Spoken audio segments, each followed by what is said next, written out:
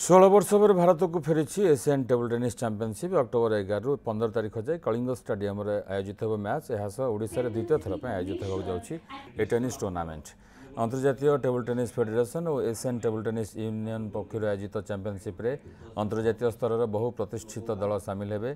Bharat, China, Singapore, Japan, Korea, Macau, Sri Lanka, Thailand भली 22 देशर खेलाड़ी यह चैंपियनशिप रे भाग नेउछन्ति। गत एशियन चैंपियनशिप रे भारत 3टी ब्रोंज पदक हातेइथिला। एथर मध्ये श्रेष्ठ प्रदर्शन करिबो बोली संघ आशा रखुछि। चैंपियनशिप देखिबा पई विदेशर 400 अधिक टेनिस प्रेमी आसिबे बोली मंत्री सूचना दैछन्ति।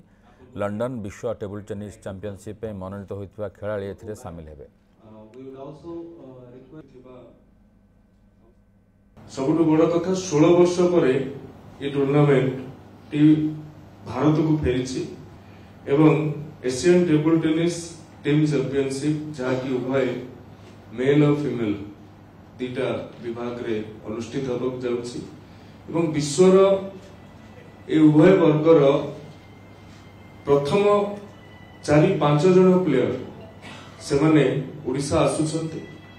ए पर्यंत पाखापाखी 22 देश तंकर कन्फर्मेशन जणाइछन्ते। कलिंग स्टेडियम रो जो इंडोर एथलेटिक सेंटर अछि सेथिरे या अनुष्ठित होबक जाउछि।